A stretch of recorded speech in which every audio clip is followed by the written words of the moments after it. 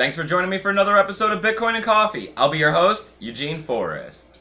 Today on Bitcoin and Coffee, let's talk about what's going on with Coinbase in Hawaii. But first off, let's go ahead and take a look at the marketplace. We got Bitcoin coming in around $1,187. That's great. Last night it was over $1,200. Today, this morning when I woke up, it's back under a little at the $1,187 mark.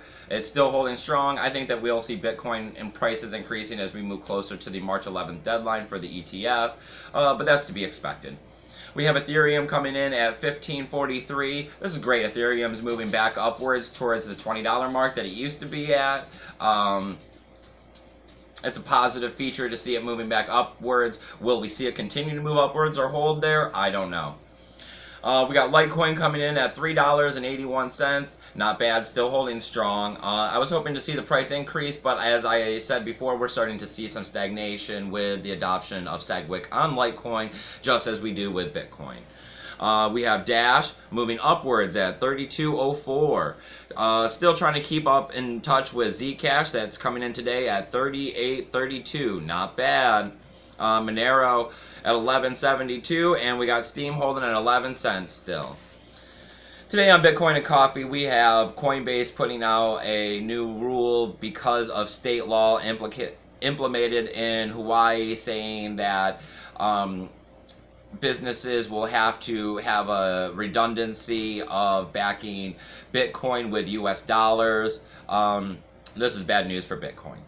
What this means is that we're seeing the 50 states in the United States operate as individual countries instead of one nation altogether. This is not good when we see states like Arizona and Georgia promoting blockchain technology to help at the state level to implicate state decisions and transactions for land and other things that they're doing with the blockchain. And then we see states like New York putting sanctions and wanting you to get a license in order to accept Bitcoin as a merchant. And now we have Hawaii going and having dumb redundancies. What does this mean for us? What does this mean for Bitcoin? It means that Bitcoin is going to be a slow growing process in the United States. It means that just like how we have trouble with Bitcoin coming to consensus on what to do about the block size, the United States is going to have problems coming to consensus about what to do with Bitcoin.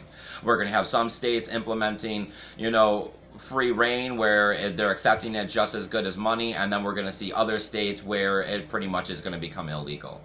For us, that means by 2020, we could see ourselves having to move or live in certain states if we want to operate cryptocurrency in a certain fashion.